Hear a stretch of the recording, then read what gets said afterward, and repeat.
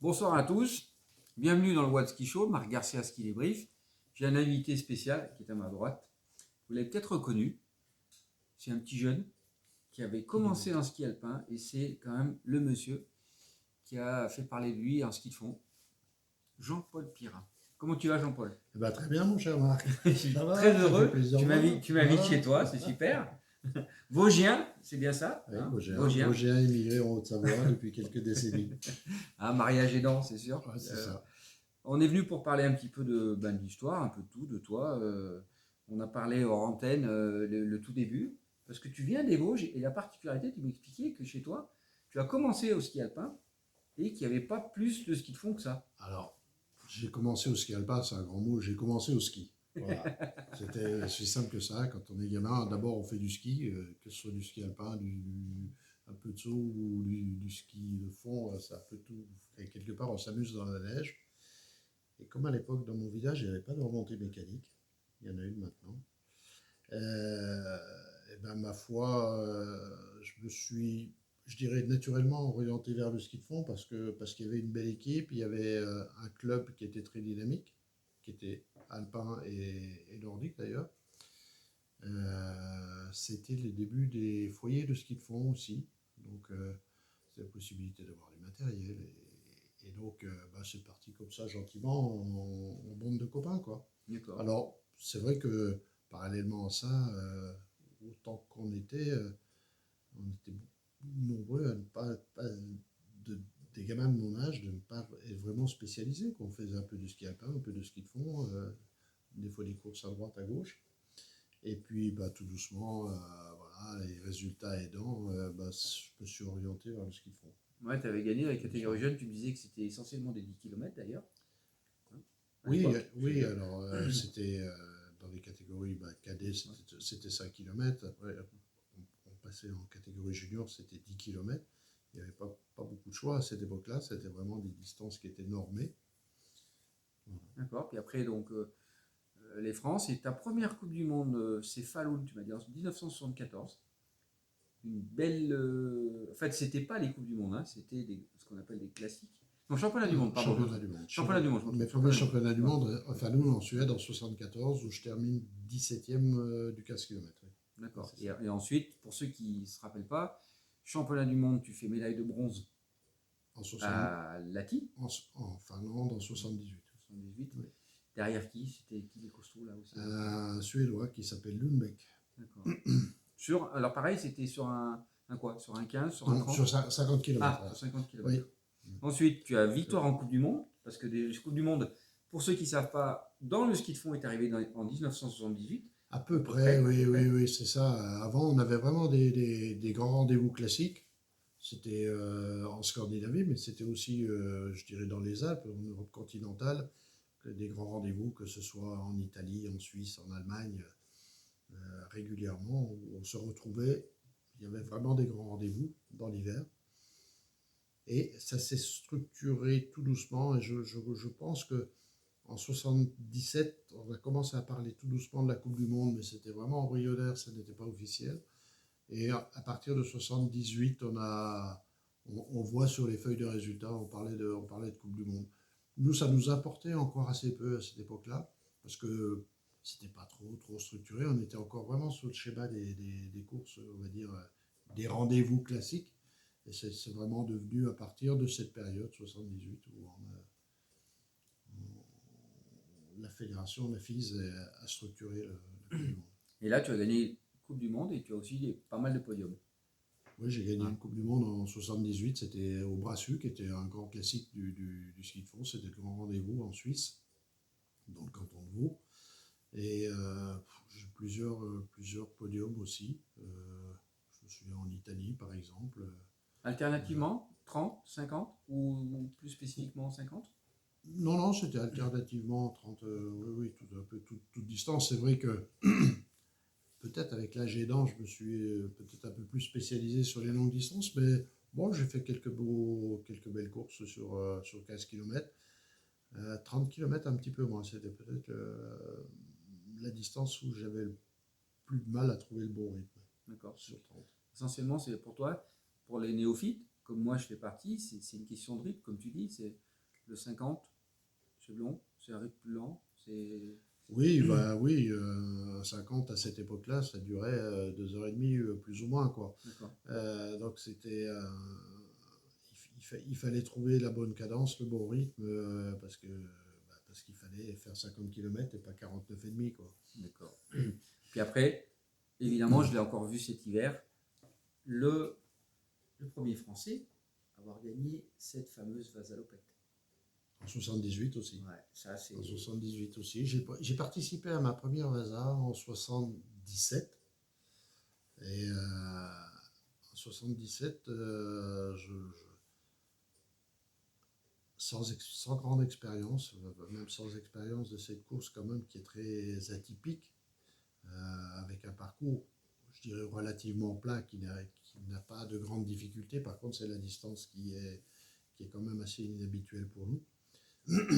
Et je me souviens de cette première expérience en 77 où je termine 11e, je crois, et avec à l'arrivée le sentiment d'une course un peu ratée. Un peu ratée, pourquoi? Parce que je n'avais pas vraiment tenu la distance, quoi.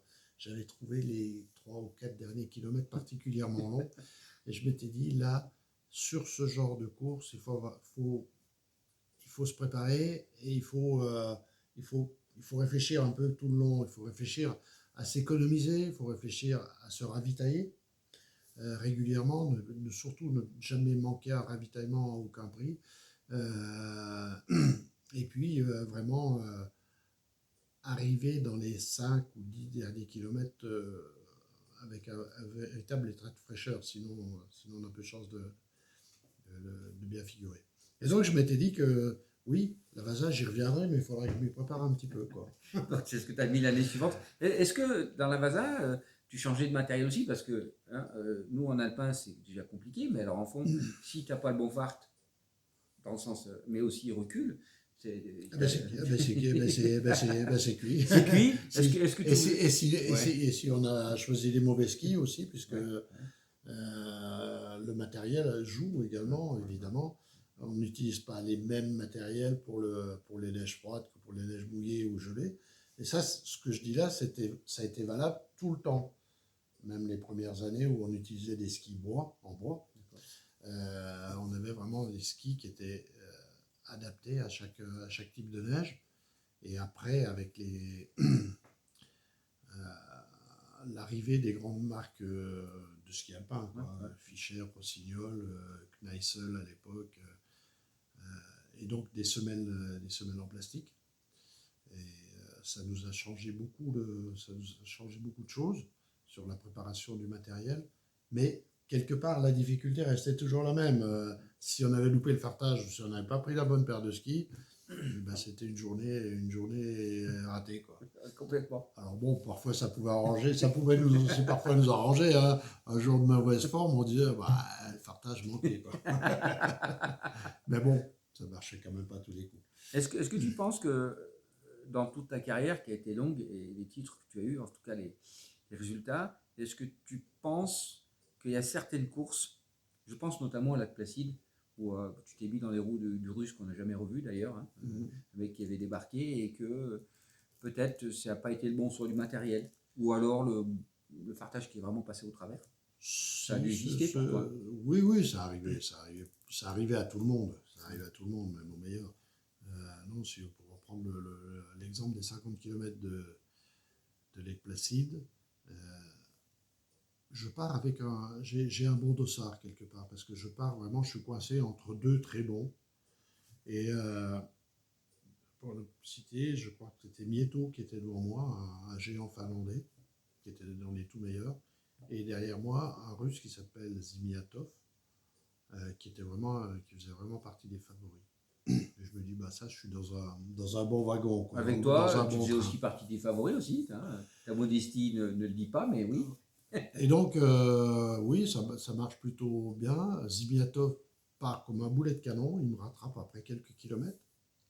Ça m'affole pas plus que ça, parce que j'étais parti prudemment. Je m'étais dit, de toute façon, lui, le connaissant, il va tenter tout pour le tout, et donc il va partir très vite, ce qu'il a fait. Et donc après, je me mets dans sa roue. Et dans sa roue, on mène un train, vraiment un train d'enfer, quoi. C'est une cadence de 15 km. Je me dis, mais jusqu'à temps. Bon, on est au jeu, faut y aller. On n'a pas de, il y a pas de, on peut pas jouer sur la retenue. Il y a moins de calculs. Il faut aller au bout, quoi. Sur neige froide, hein, d'ailleurs. Hein, Oui, c'est une neige ouais, froide, ouais, froide. une neige de belle qualité, une belle piste. Et on rattrape le fameux Finlandais. Du tout. Et donc, à ce moment-là, pendant un long moment, je crois que je dois avoir la deuxième place avec mon Simiatov qui est devant. Et on mène un train d'enfer. C'est une cadence terrible. Je me dis, bon, pourvu que ça dure. Et malheureusement, ce qui devait arriver arriva à 5 km de l'arrivée ou quelque chose comme ça. Je suis obligé de décrocher parce que ça, j'arrive plus à suivre, quoi. Et les 5 derniers kilomètres ont vraiment été un enfer. Ah Pour ouais. moi. Oui, c'était le. À ce point-là. Bah oui, parce que quand vous êtes cuit, quand on est cuit, on voit bien que et quand on décroche, là, ça coûte cher, quoi. On sent que les secondes sont en train de. Le compteur tourne et il s'affole et on n'avance plus. Et on se dit encore 4 km, encore 3 km. Et là, on compte les kilomètres qui restent. Et là, évidemment, ça ne marche pas très bien, quoi. Je termine 11e finalement. Voilà. Mais bon, c'est la course. En dehors du côté physique, physiologique, il y a aussi le coup de barre que nous, on ne connaît pas. Tu prends le coup de barre mental aussi, qui lui fait plus la différence que le physique à ce moment-là, avec le recul maintenant, Paul. Non, non, je pense pas. Évidemment, quand tu te prends un bon. Mais non, je pense que le coup de barre, il est physique. Il est physique d'abord. Alors après, effectivement, tu te prends un petit coup au mental aussi, parce que tu dis, bon, bah, j'ai joué, j'ai perdu, et je vais m'en prendre une petite aujourd'hui. Mais non, c'est d'abord physique, oui. Ouais, d'accord. Donc ça a été un moment difficile pour toi. Tu faisais partie des favoris quand même en 80. Oui, Hein? j'avais envie de faire un bon coup, quoi. Ouais. J'avais envie de faire un bon coup, et malheureusement, voilà, il en manquait un peu, quoi. Ouais, ça C'est comme ça. C'est la course. C'est la course. Ouais, c'est comme ça. J'ai le souvenir en 80, je suis pas sûr que tu aimes que j'en parle. En 80, on s'est retrouvé à l'Alpe d'Huez il y avait les Alpins et les Nordiques pour le parallèle, les fameux parallèles des équipes de France qui existaient en ski alpin et en ski de fond. Et je me souviens que mon Jean-Paul avait un peu pété les boulons la veille de la course. Je sais pas si tu voulais pas péter la gueule au DTN. Alors on parle de cette anecdote. Il s'était passé quelque chose pendant l'hiver. On avait subi ces années difficiles, hein, on est bien d'accord tous. Mais toi, je t'ai vu ce jour-là, un mec plutôt calme, péter une durée. C'était au Trophée Peugeot, ça. Oui, c'était un trophée Peugeot, exactement. Le Trophée Peugeot, Ouais. auquel on participait chaque année en fin d'hiver, qui était une journée sympathique, quoi. Entre les alpins et les fondeurs. Et Ouais. je me souviens que. Et oui, je crois que c'est pas en 80, je crois que c'est en 81. Hein, peut-être Il me même semble après en alors. 81. Ouais. Et c'est vrai que j'avais un petit différent, un sérieux différent avec le DTM de l'époque, qui a fait une saison. Euh, bon, on n'avait vraiment pas la même conception de la compétition, tous les deux. Moi, partant d'un principe, c'est que quand on est en équipe de France, on est là pour faire son meilleur résultat et on doit essayer de tout mettre en œuvre pour arriver à faire ce meilleur résultat. Après, le reste, je ne veux pas dire que c'est accessoire, mais malgré tout. Et donc, alors que notre DTN de l'époque avait une vue beaucoup plus collective, c'était, je dirais que c'était une vision un peu politique, Ouais, une approche. Et donc on était loin d'être d'accord, et on était même tellement peu d'accord qu'il a cherché à me virer carrément en fin de saison.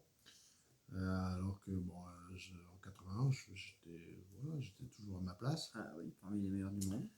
Et donc ça s'est pas très très bien passé en fin d'hiver. Ça s'est même terminé avec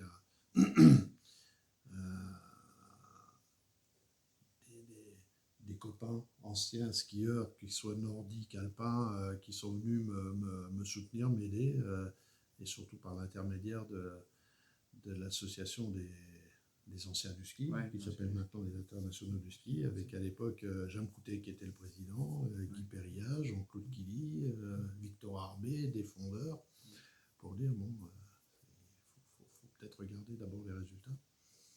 Et donc, effectivement, ouais, c'était un peu chaud à cette période. Et donc, on avait arrosé aussi un peu la fin de saison, je crois. Ce qui est normal. Hein, peut-être. Est-ce que. Donc, l'ASF, c'était représenté en 73, hein, quand les équipes de France de ski ont viré les anciens, enfin, les anciens, Jean-Noël Levière, Patrick Russell, qui c'est qui avait encore les Sœurs Laforgue, Rosa Mignot, et puis en fait, elle a été créée avec Jean Coutet, mais aussi avec l'aide des fondeurs à l'époque, le Nordique. Et donc, c'était l'intérêt de défendre l'intérêt des athlètes auprès des fédérations, auprès de la fédération, auprès du ministère. Et Jean-Paul, tu as été président pendant 4 ans. J'ai été à tes côtés en tant que vice-président. Pendant 6 ans. Pendant même 6 ans. Et voilà. Mais aussi, tu as fait partie de l'équipe avec Killy. On a oublié d'en parler ensemble. Tu as travaillé avec Killy sur le Tour de France. Tout d'abord à Albertville. Albertville, j'ai eu la chance d'intégrer donc après la période de compétition où j'ai travaillé un peu dans l'industrie du ski, puis avoir l'opportunité d'intégrer l'équipe organisatrice des Jeux d'Albertville. Et ça a été une expérience extraordinaire, absolument extraordinaire pour moi et pour sans doute beaucoup de jeunes à cette époque-là, parce qu'on nous a fait confiance. C'était pas facile, il y a eu beaucoup de boulot, mais c'était un vrai challenge, et avec des patrons extraordinaires, avec Michel Barnier et Jean-Claude Killy, qui étaient vraiment pas seulement des présidents pour être président, mais qui étaient là, qui donnaient le tempo, qu'on rencontrait régulièrement, et qui nous demandaient des comptes, qui étaient exigeants, et ils avaient raison. Et c'était pour moi une expérience extraordinaire. Et tu as continué donc et avec donc le après les Jeux, après 92, Jean-Claude Killy étant devenu président d'ASO, Amaury Sport Organisation, la société organisatrice du Tour de France, du Dakar, de beaucoup d'épreuves de cyclisme surtout, un peu d'athlétisme aussi.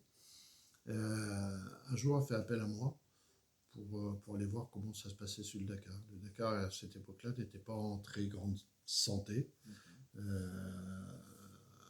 Et donc, moi, j'y suis allé pour voir, parce que je ne connaissais ni l'Afrique, ni le sport automobile.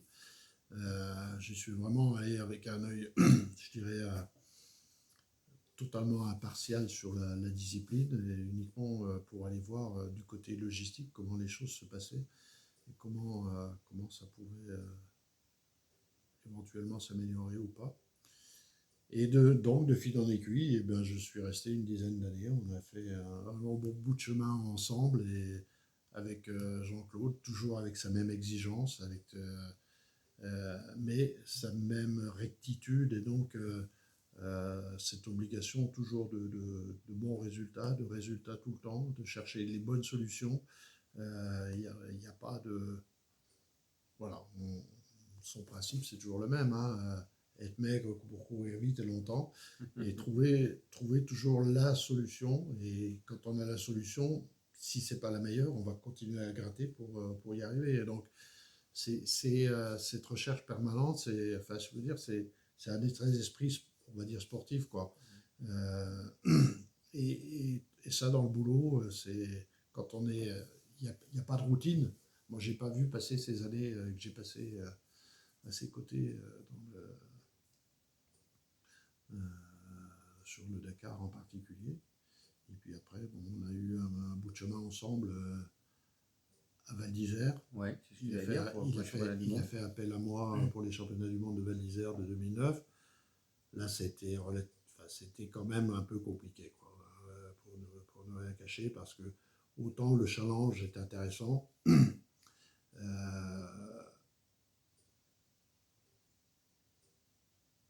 autant la vie à Val d'Isère était quand même très très compliquée, quoi. Il y a eu très longtemps une dualité entre la commune d'un côté, le club des sports de l'autre, le comité d'organisation. Au milieu de tout ça, Pirac essayait de faire un peu ce qu'il pouvait. Killy en avait la présidence. Un beau jour, Killy s'est énervé, il est parti. Et là, ça a été un grand moment de, un grand moment de bazar, on va dire, de flou. euh, Où beaucoup se sont. J'ai vu arriver beaucoup de têtes nouvelles qui s'intéressaient tout d'un coup à cette petite affaire qui était pourtant, ma foi, une affaire qui devait bien se dérouler, mais qui était éphémère, comme un Ouais. championnat du monde devait l'être. Ouais, ouais.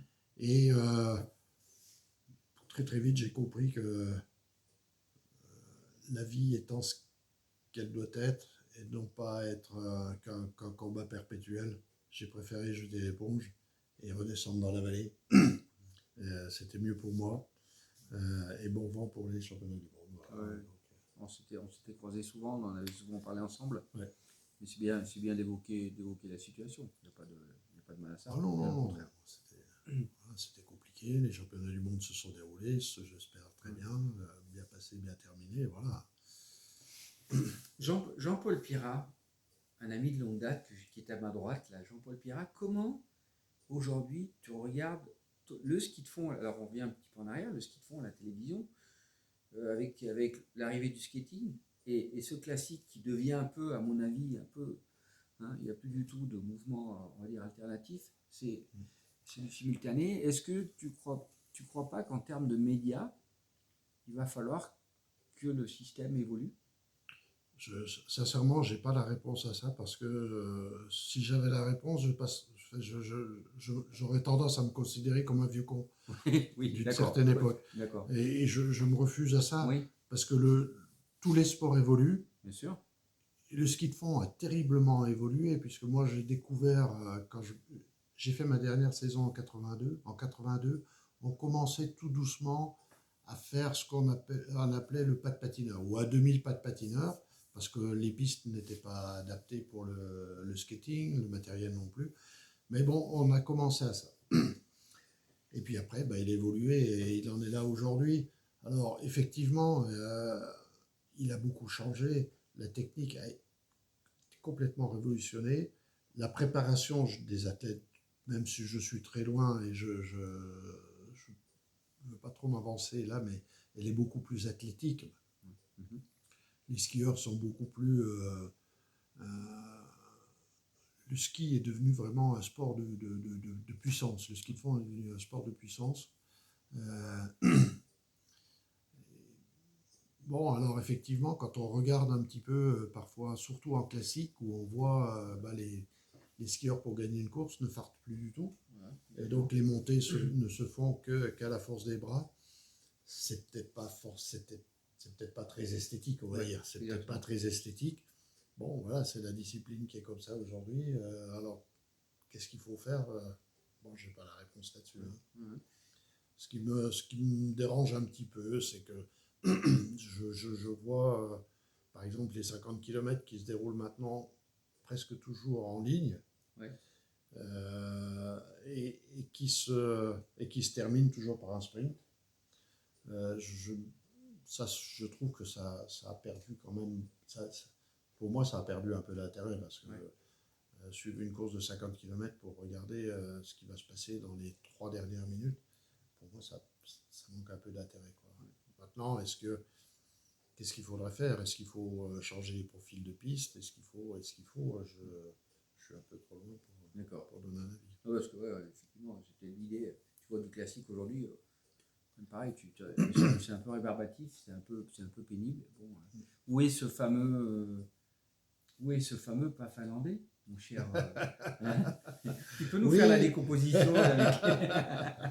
J'ai un ami de Megève, Patrick Lafont, qui parle toujours de toi, le fameux pas finlandais aussi, voilà. avec ce mouvement de Oui, mais bras. parce qu'il y a, enfin, il y a un peu longtemps maintenant, on avait une multitude de pas différents pour pour s'adapter aux conditions, aux pistes qui n'étaient pas toujours. Les pistes n'étaient pas des boulevards. Aujourd'hui, j'ai l'impression, parfois, quand je fais du ski de fond, j'ai l'impression de faire du vélo sur une autoroute.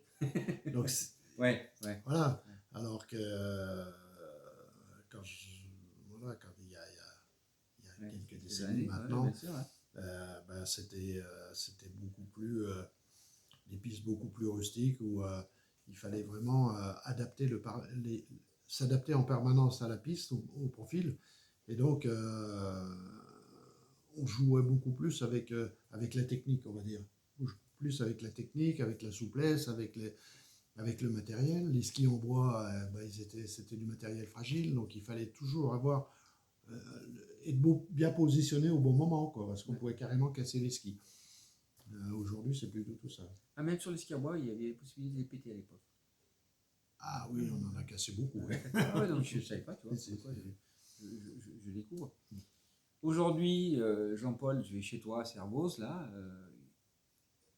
Qu'est-ce qui, au fond de toi, qu'est-ce qui te reste de tout ça? La passion, certes, mais qu'est-ce qui te reste qui aujourd'hui continue à t'inspirer? Ah bah si, qu'est-ce qui reste?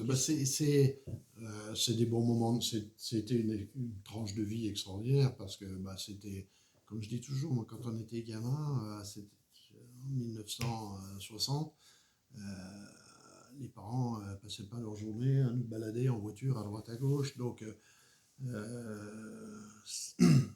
faire du ski, du sport, c'était l'occasion d'aller voir un peu ce qui se passait à côté, de faire des rencontres, des découvertes, de voyager à travers des pays.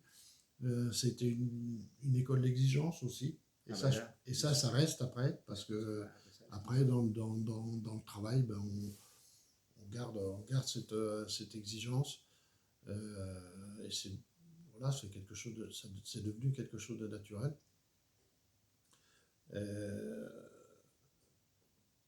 Donc c'est vraiment que des bons moments, des bons souvenirs, quoi, parce que même si parfois c'était quand même un peu la galère, parce que on n'avait pas forcément les moyens qu'on aurait bien aimé avoir, malgré que la fédération, je pense que la fédération a fait ce qu'elle devait faire. Voilà, le ski de fond était, on dit le parent pauvre Oui. du ski alpin. Non, c'est pas ça. Je pense que le ski de fond ne peut pas être comparé quelque part au ski alpin, parce que derrière le ski alpin, il y avait toute une industrie, il y avait tout un tourisme, il y avait toutes ces choses-là. Alors qu'en ski de fond, il n'y avait absolument rien. Donc il n'y avait pas d'argent, il n'y avait pas de business. Par contre, ce qu'on peut quand même souligner et dire merci, c'est qu'en France en tout cas, il y a eu des administrations qui nous ont accueillis, que ce soit la douane, l'armée, la gendarmerie pour certains, qui nous ont permis de faire notre sport et d'en vivre. Voilà. Ce que tu as vu cette année avec la pandémie depuis l'année dernière, tout le monde parle du ski de fond comme si on découvrait le ski de fond. C'est vraiment l'une des seules solutions aux gens qui leur a permis de faire du sport, parce que la montée mécanique était fermée. Mais moi, je veux revenir sur le petit Jean-Paul. Est-ce que tu étais quelqu'un qui était plutôt tueur, tu vois ce que je veux dire, qui voulait impérativement tuer les gens? La philosophie du champion, on a toutes les catégories de champions. On a des gens qui sont plutôt philosophes, qui s'occupe de son matériel, qui s'occupe de lui, qui essaie de faire les choses concrètement, sans avoir l'idée de guerre pour gagner, pour battre les autres. C'est quoi le Jean-Paul, en fait, au fond de toi-même? C'était un tueur? Tu étais un tueur ou tu pas plus que, tu vois, pas plus que ça? En sport, on n'est pas tueur, je pense Oui. pas. On n'est pas Tu tueur. comprends ce que je veux dire? Oui, Ouais, ouais. Oui, on n'est pas tueur. Non, par contre, effectivement, quand on aime gagner, quoi. On est à la fois, on aime gagner et on est mauvais perdant. Et quand on a perdu, on cherche enfin, moi, je cherche à comprendre pourquoi et essayer de ne jamais. Mais ça, c'est toujours un principe que je garde toujours, c'est de jamais faire deux fois la même connerie, quoi. D'accord. On en fait tous les jours. Ouais, on en fait. Pour progresser, il faut en faire. Voilà. Et surtout essayer de les reconnaître, de les analyser et de corriger. Non, mais tu comprends, je veux dire, tu arrives au départ, tu te dis, bon, bah, il faut que je mette une pilule à Mietto, aux Russes, il faut que je sois ci, ou déjà, je commence par pratiquer mon ski de fond, je commence par avoir mon relâchement, ma puissance. C'était ça aussi l'idée de ma question. Voilà. Oui, ben, je pense que oui, c'est d'abord ça, parce que il suffit pas de se dire, je vais lui mettre une taloche aujourd'hui. Quand on a dit ça, on n'a pas gagné, on n'a pas été bien plus vite, quoi. Donc, au contraire, c'est justement d'être soigneux, de chercher les bonnes solutions sur son matériel, sur son fartage, sur sa préparation. Essayer il faut mettre tous les atouts de son côté, autant qu'on peut, quoi. D'accord. C'était ça. D'abord ça. C'était d'abord ça qui t'a servi pour toute ta vie, en l'occurrence. D'abord ça.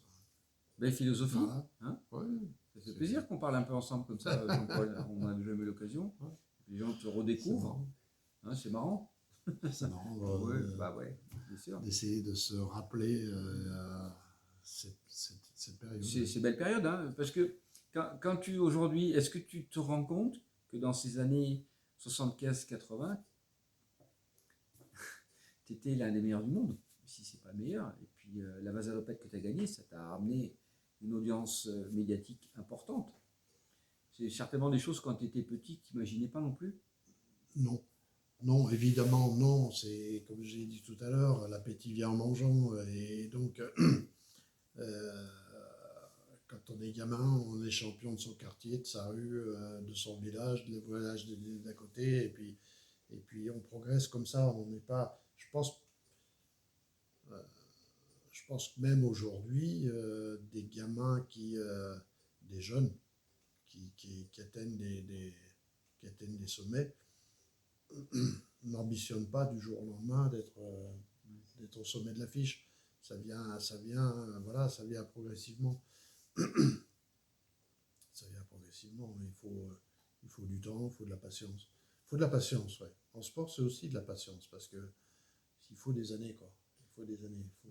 Il faut mûrir, il faut grandir. J'ai l'impression presque plus dans ton sport que dans l'alpin, qu'il faut avoir la patience. Bah oui, parce que des fondeurs qui ont brillé à l'âge de 20 ans, 22 ans, 24 ans, il n'y en a pas eu beaucoup. C'est souvent plus tardif. Et d'ailleurs, c'est toujours valable aujourd'hui. Moi, j'ai arrêté le ski à 30 ans parce que j'en avais un peu marre de la compétition. C'est l'année où j'ai arrêté en 82, quand je me suis arrêté, c'est presque ma meilleure saison. Mais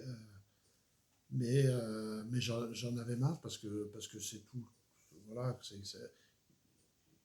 je n'aime pas la routine. Je déteste la routine. Et quelque part, la compétition, ça risquait de devenir une routine. Parce que il faut se préparer, et puis après il y a les courses, et puis voilà quoi. Et donc je voulais voir autre chose, j'avais envie de changer. Et quand je vois aujourd'hui des fondeurs, même les Français, pourquoi pas parler de Jean-Marc Gaillard qui, il y a quelques jours, remet le maillot pour essayer de décrocher une sélection et un bon résultat au prochain jeu. Je dis félicitations mon gars, chapeau, parce que à 40 ans, il a 40 ans. Donc mais voilà, c'est ça, c'est des sports d'endurance, donc on mûrit tardivement. Ouais. Désolé de te dire ça, le vieux sage que tu es, qu'est-ce qu'il pourrait dire à tous ces jeunes, en dehors de ce que tu viens déjà d'expliquer? Jeune fondeur, hein, je parle. Ah ouais. Ben... J'ai bien dit le vieux sage. Oui, ben c'est de toujours, dans tous les cas, c'est de vivre son expérience pleinement. Il faut le faire à 100%, tout le temps. Parce que quand on commence, voilà, on est champion de son quartier et on ne sait pas si ça va aller plus loin. Mais si on a envie d'aller plus loin, et je crois que c'est bien d'aller aller plus loin parce qu'il faut avoir, voilà, il faut avoir sa fierté, son ambition pour essayer de... Et partant de ce principe-là, c'est d'aller vraiment au bout de son expérience. Et pour aller au bout de son expérience, il faut la vivre à 100%. Il ne faut pas y aller sur la réserve, sinon on ne sait jamais si on aurait pu faire mieux, voilà, mieux, plus loin, plus vite, plus longtemps, on ne le saura jamais. Et donc, vraiment le faire à 100%. Tout le monde ne gagne pas, mais quand on a fait son exercice à 100%, eh bien, mon Dieu, on a au moins cette satisfaction pour soi de dire, ben voilà, j'ai essayé, je suis content, je suis fier de ce que j'ai fait. Donc, en l'occurrence, tu pourrais dire, finalement, de faire ça à 100%, c'est d'éviter d'avoir des regrets. Ah ben surtout pas. Merde. Ah ben oui, parce que vivre avec des regrets, c'est pas drôle, quoi. Enfin, je pense que c'est pas drôle, quoi. On a tous des regrets, hein, parce qu'il y a toujours un moment où on s'est relâché, où bien sûr. Mais essayer d'aller au bout de son exercice. Quand on décide de partir dans une voie, il faut aller au bout pour pour pouvoir en faire un bon bilan, un vrai bilan. C'est ça. Bah, cool. Voilà. C'est le côté positif. Et on peut le faire en rigolant. On peut le faire en rigolant, surtout Voilà. ça. Surtout ça. Eh Voilà. ben, on va saluer nos auditeurs. En tout cas, je te remercie de m'avoir accueilli chez toi, Merci. Jean-Paul. C'est un honneur parce qu'ici, il n'y a pas tout le monde qui passe la porte. Et puis nous ben, je ne sais pas quand est-ce qu'on va se voir. On essaiera de skier un petit peu ensemble. Ouais, on va bien y arriver. Oui. En tout cas, c'est. Moi, j'ai passé quelques années à tes côtés. Je te tiens à le dire. J'ai apprécié le professionnalisme et la rigueur de travail. C'est un maître mot, je crois, de ce qui sort de Jean-Paul Pirin. Allez. Jean-Paul, Eh ben, allez. tout le plaisir, à bientôt. Hein, on va faire le sur tour les, parce que, sur les skis ou ailleurs. voilà. Je m'entraîne en ski de fond, qu'est-ce que tu veux, Voilà. les idoles sont toujours là. Mmh. Hein, bon, après, de passer, moi je ne suis pas arrivé. Mais voilà, avec grand plaisir. Merci Jean-Paul. Hein, Allez. toi. Allez, on va se lever, parce qu'on va fermer de l'autre côté. Voilà.